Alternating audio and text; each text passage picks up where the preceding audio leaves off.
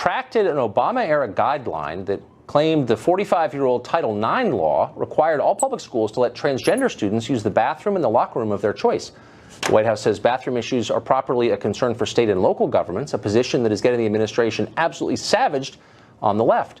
Jillian Weiss is executive director of the Transgender Legal Defense and Education Fund. After the guidelines retraction, Weiss denounced the administration's states' rights position as nonsense. Jillian Weiss joins us now. Jillian, thanks a lot for coming on. Thank you for having me. So I believe, for whatever it's worth, in politeness and decency and not making people uncomfortable, especially children. I have 4. But I also believe in honesty, and so I just want to get to what exactly this means. So I'm a 47-year-old man. I think that's pretty obvious. If I were to decide tomorrow that I was a 47-year-old woman, should I be allowed to go shower in a women's locker room? The idea that there's no objective factors to be considered in who is transgender and how we determine bathroom use is really not the way that this works. The fact is that people make this decision after a lot of serious consideration. They see medical doctors, there's psychologists involved, there's a lot to think about. It's not an easy process. As someone who's gone through that, I can tell you, you just don't decide tomorrow. So that's really not the way it works. But what if I did decide tomorrow? Should I be, and it was totally sincere? Or, by the way, how would you know whether it was sincere or not, or anyone know? Only I can make that decision. And what if I did? Would I be allowed to go and shower in a women's locker room? And if not, why not? Well, I think the answer is no. And for example, we have the Gavin Grimm case, which, as you know, is coming up to the Supreme Court very soon. The ACLU just put out its brief in that case. And, you know, they went through what he had to address. He changed his name.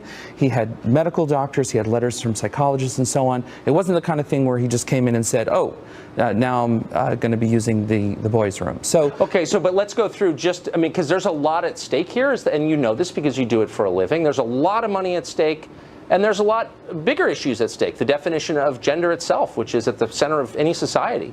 So what are the absolute standards that are required for a person to change his or her sex? There is an organization called the World Professional Association of Transgender Health, which has a series of standards of care. We're on number 7 now, or 8 is coming up.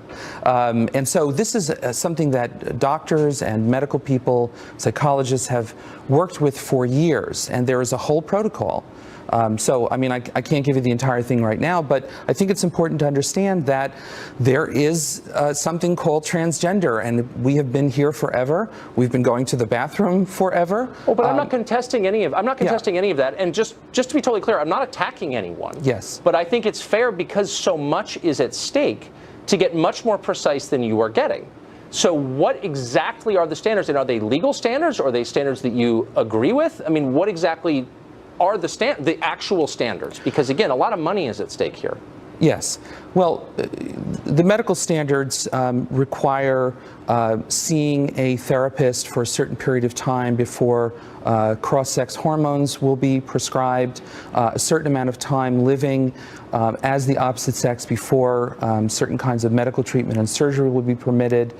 The other thing to keep in mind is that the courts have been parsing this for the last 15, 20 years.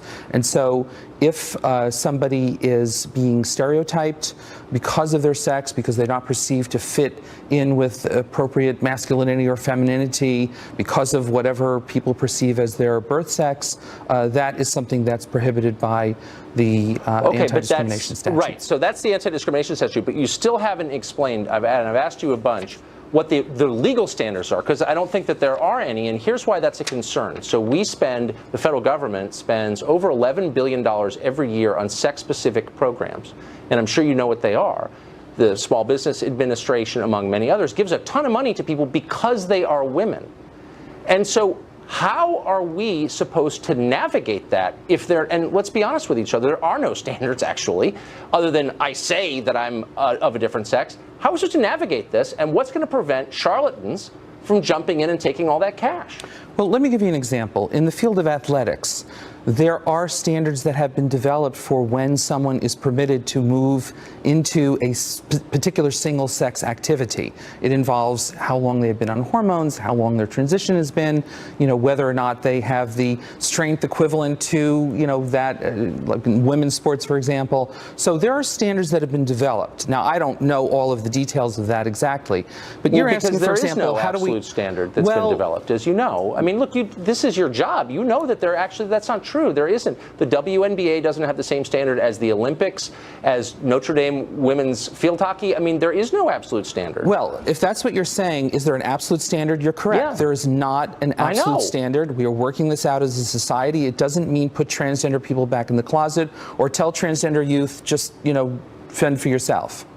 But nobody's suggesting that, at least on this show. What I'm suggesting is an adult look at this issue, and yet whenever you bring it up, like, what does this really mean? And can you actually change your sex biologically? You're denounced as, as like a hater. And I'm just speaking for myself when I say that has nothing to do with it. I think it's fair to ask these questions. And so when are we going to find out exactly what it means to be a woman or a man? Well, let me just suggest this. I have a list here of 25 studies that have been done over the last 15 years by scientists, peer-reviewed journals, discussing exactly what it means to be transgender when someone is transitioning, the difference in the basal ganglia of the stria terminalis, the neuron density in the brain, and so on. I'm sorry for being very technical. The point is there are biological differences. You're big. I mean, let me ask you this. Can you ascertain a person's sex with a blood test throughout life, from birth until death, and will that result remain consistent? No, not with a blood test. Not with a blood test. Okay, I don't know if that's correct, actually.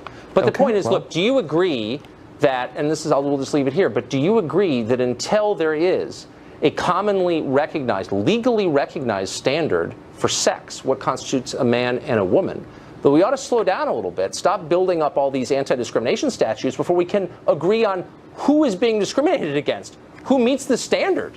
We've had these laws in the books for the past, 40 years. They have come to understand that this includes transgender people. For the last 15 years, we're all over society. We are going to the bathroom. We are showering. We are in athletics. So you can't put us back. But no one's suggesting that, and you're dodging the question because you don't have an answer. And I just hope that you'll take this seriously, because I think it's a serious issue, and I hope that you will too. It's not just a matter of saying we're here, we're not going away. It's a series of doing. But you're saying until we have a standard, until we have an absolute standard, we can't do anything, and so I disagree with that. I'm saying don't give $11 billion away to people who are faking. Like, what are we even talking about? Who's faking? I still don't know. Where's your evidence of faking? Tell me who faked it, and then we can discuss it. Jillian, thanks for joining us.